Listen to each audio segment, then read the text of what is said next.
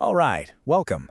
Today, we're opening a direct window into the past. We're going to be looking at the East Africa Protectorate, but we're going to see it exactly through the eyes of the man who ran it, Sir Charles Eliot, in his 1905 account. This is a chance to really understand the mindset that built a colony. We're going to start right here with the author's own words. And wow, what a quote. This pretty much immediately frames the worldview we're about to explore. You can tell right away, this isn't just a travel diary. This is a report, a justification from the man on the ground who is actively shaping the future of this territory. So this is the big question for us today. What did this world actually look like to a British commissioner back in 1905? Sir Charles Eliot was the top guy there from 1901 to 1904, and this book he wrote, it basically laid out the blueprint for the colony. So that's what we're going to do. We're going to explore that blueprint using his own text as our guide.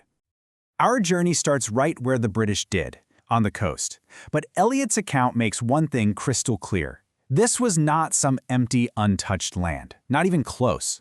This was a region with a deep, complex, and multicultural history stretching back for centuries.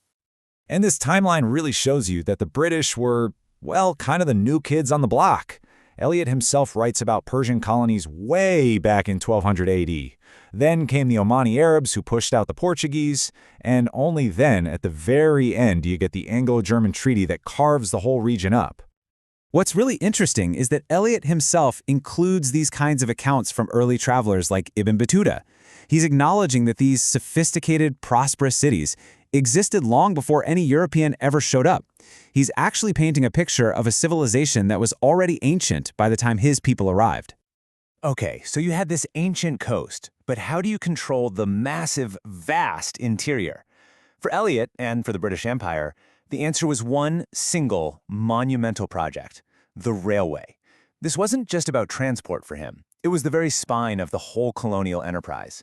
It was the key to unlocking the continent. And here's a funny little detail that Eliot makes sure to clarify himself. The Uganda Railway? Yeah, it's not actually in Uganda. It runs entirely within what was then the East Africa Protectorate, from the port of Mombasa all the way to the shores of Lake Victoria. Just think about that number for a second. 584 miles. That is an immense distance. Imagine trying to drive a single line of steel through nearly 600 miles of territory that, to the British, was a complete and total mystery, a world of jungles, plains, and mountains they knew almost nothing about.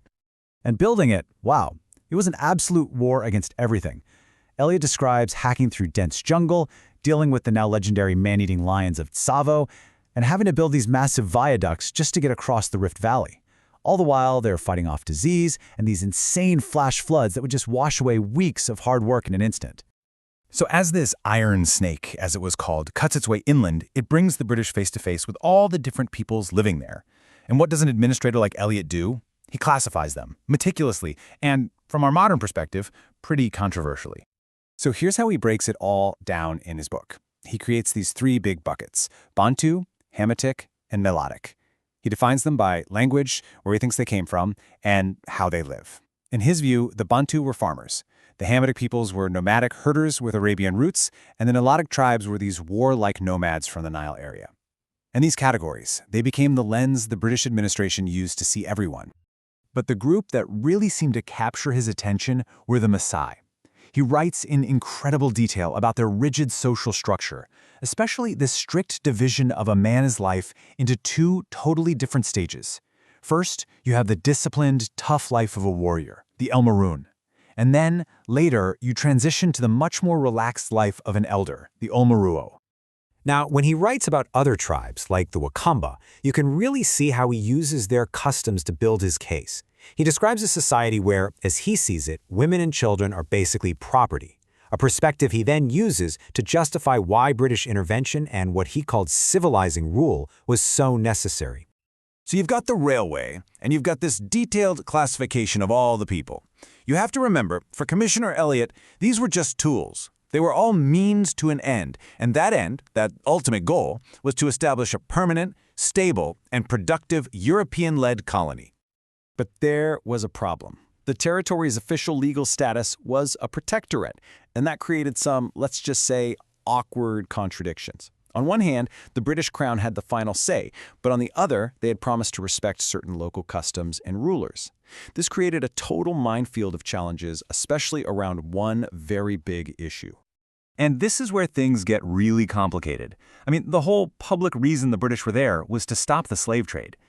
But they had made a deal with the Sultan of Zanzibar. So you end up with this completely bizarre situation where slavery is illegal in the interior, but technically legal right there on the coasts, all of it happening under British rule. So, what was the game plan? What was Eliot's roadmap for the future? Well, this was pretty much it. First, pacify the region. Get tribes to mix and settle down. Second, set up a real administration everywhere so you don't have to keep sending in the army.